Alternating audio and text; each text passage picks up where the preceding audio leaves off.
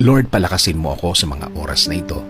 Bigyan mo pa ako ng maraming inspirasyon para makamove on sa buhay ko.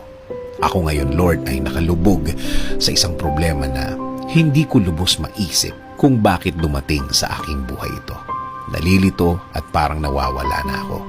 Parang walang makapitan. At alam kong walang makakaintindi ng aking kalagayan.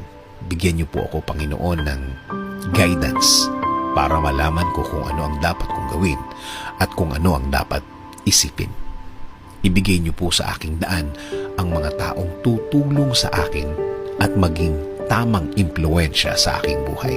Taong nakareceive na din ng inyong pagpapala at ng inyong guidance at patuloy na nabubuhay ng tama na ayon sa inyong kalooban, Panginoon.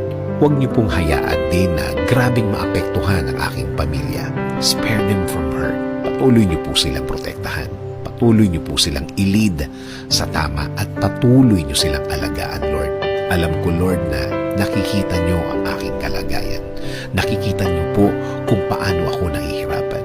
Huwag niyo po sanang hayaan na magtuloy-tuloy ang aking nararanasan, Panginoon.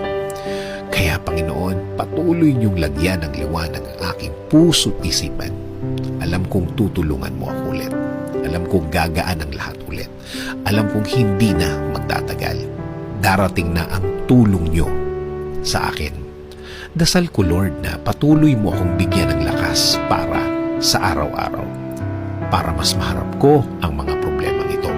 Bigyan mo ko ng talino para mas alam ko kung ano ang gagawin sa problemang ito.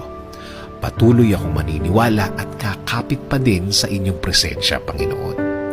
Kakapit sa pangako po ninyo na lagi kayong andyan para sa akin at sa aking pamilya.